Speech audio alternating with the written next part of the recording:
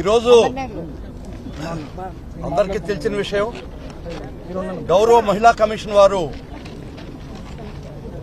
గౌరవ అమర్నాథ్ గారికి నోటీస్ ఇచ్చి సమన్స్ ఇచ్చి ఈరోజు రమ్మని చెప్పడం జరిగింది. 3 గంటలకి మహిళా కమిషన్కి మేమందరం హాజరైనాం. వారు నోటీసులో కనపరిచిన ప్రతి అంశానికి మేము రాతపూర్వకంగా రిప్లై ఇచ్చాం. సుహృద్భావంతో జరిగింది. చాలా ఓపికగా కూడా విన్నారు వాళ్ళు. అవి సుహృద్భావంతోనే విన్నారు మా యొక్క వాదనలు. ఖచ్చితంగా మేము చేయాల్సింది మేము చేసాం. కానీ ఇంకొకటి మటుకు చెప్తున్నాం, ధర్మం 4 పాదాల మీద నడుస్తుందా, ఇక్కడ 2 పాదాల మీద అని అడిగాను. మీరు హోంమంత్రి గారిని ఏదంటే సమన్లు ఇచ్చారు. మా భారతమ్మ గారిని కానీ, రోజా గారిని కానీ, మేకతోటి సుచిత్ర వారిని కానీ, విడుదల రజనీని కానీ అసభ్య పదజాలతో దూషించిన వాళ్ళు మీరు పిలవరా, సమన్ చేయమని అడిగాను. అడిగితే 24వ తేదీ మాకు తాకీదులు వచ్చినాయి. దాని మీద ఇన్ఫర్మేషన్ వచ్చింది. అది మేము పరిశీలిస్తున్నామని గౌరవ ఉమెన్ కమిషన్ వారు చెప్పడం జరిగింది. నేను మళ్ళా చెప్పాను, ఇది ఇల్లు అలగ్గానే పండగ కాదు. అమర్నాథ్ గారికి నోటీస్ ఇచ్చి సంతోషపడబాకండి. ఈ మా భారతమ్మ గారిని వీళ్ళందరినీ పచ్చి బూతులు మాట్లాడినటువంటి ప్రతి వ్యక్తిని మీరు సమన్ చేసి పిలిపించి మీ చట్టపరంగా చర్యలు తీసుకోమని కూడా కోరడం జరిగింది. వారు దానికి ఒప్పుకోవడం జరిగింది.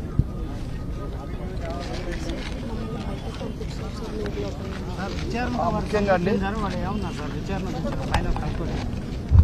వారు అడిగిన ప్రశ్నలకన్నీ రాతమూలకంగా సమాధానం చెప్పడం జరిగింది. వారి ఇష్టం, వాళ్ళు ఏ నిర్ణయం తీసుకుంటారు.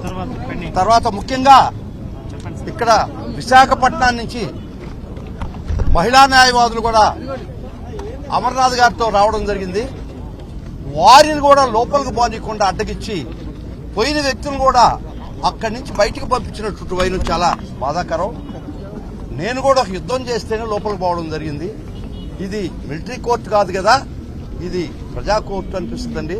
క్వాజీ జ్యుడిషియల్ అథారిటీ అయినా కూడా మేము వారిచ్చిన నోటీస్కి దానిలోనే నేను వస్తాను, పొన్నవలసి సుధాకర్ రెడ్డి కూడా నాతో వస్తానని మేము ఆ రోజు చెప్పడం జరిగింది. దానికి అబ్జెక్షన్ చేయలేదు.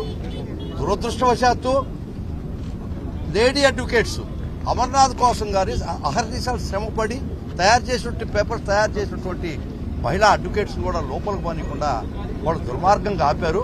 అది చాలా చాలా బాధకం. ఈసారి అరే తురే అని గాని, ఈసారి ఏదన్నా ఆడు ఈడు అని గాని, అరే తురే అని గాని ఇష్టం వచ్చినటువంటి మాటలు మాట్లాడేటువంటి ధైర్యం ఏ ఒక్క కూటమి నాయకుడు చేసినా,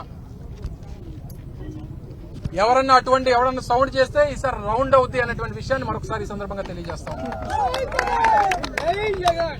మరొకసారి మీ కాలం చెల్లిపోయింది. 2 సంవత్సరాలు ముగిసిపోతా ఉంది. మిగిలినది ఇంకో 2 ఏళ్లు మాత్రమే.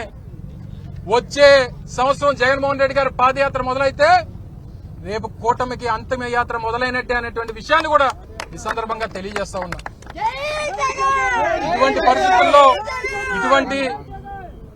ఇటు హానరబుల్ కమిషన్ తాలూకా సమయాన్ని, పార్టీ నాయకుల తాలూకా సమయాన్ని మీరు శ్రద్ధ పెట్టాల్సినటువంటి ఈ రాష్ట్రంలో నిరుద్యోగ యువత మీద, మహిళలకు ఇచ్చినటువంటి హామీల మీద 1500 రూపాయలు నెలకిస్తానని చెప్పి ఆ మహిళలు మోసం చేశారే, 50 ఏళ్ళకి పెన్షన్ ఇస్తానన్నారే, సంవత్సరానికి 3 సిలిండర్లు ఇస్తానన్నారే,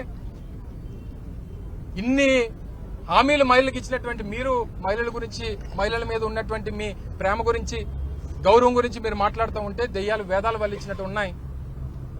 తప్పకుండా రానటువంటి కాలంలో మిగిలినటువంటి అన్ని విషయాలు ఇందాక వారు మాట్లాడినప్పుడు కూడా మీరు కొంచెం కన్స్ట్రక్టివ్ గా మాట్లాడితే ప్రజలు స్వీకరిస్తారు కదా అనేటువంటి మాటలు మాట్లాడారు. 100% రాజకీయాల్లో ఉన్నటువంటి మేము 5 దశాబ్దాలుగా రాజకీయ కుటుంబం నుంచి వచ్చినటువంటి నాలాంటి వ్యక్తులు తప్పకుండా ఒక ఎగ్జాంపుల్ ని సెట్ చేయాల్సినటువంటి బాధ్యత, అందులో జగన్మోహన్ రెడ్డి గారి అడుగుజాడల్లో నడుస్తున్నటువంటి వ్యక్తులు ఒక ఎగ్జాంపుల్ సెట్ చేయాల్సినటువంటి అవసరం ఉంది. ఆ ఎగ్జాంపుల్ సెట్ చేయడానికే 5 సంవత్సరాలు ఓపిక పట్టాననేటువంటి విషయాన్ని కూడా తెలియజేశాను. ఈ 5 సంవత్సరాలు ఓపిక పడితే అనేక మార్లు ప్రొవోకేట్ చేసి ఇష్టం వచ్చినటువంటి మాటలు మాట్లాడారు. తిరిగి ఒక పొలిటికల్ సెటైర్ తో సమాధానం చెప్తే తట్టుకోలేనటువంటి పరిస్థితిలో ఉన్నారు. మీరు 100 అని మేము 1 అంటే మీరు బాధపడతా ఉంటే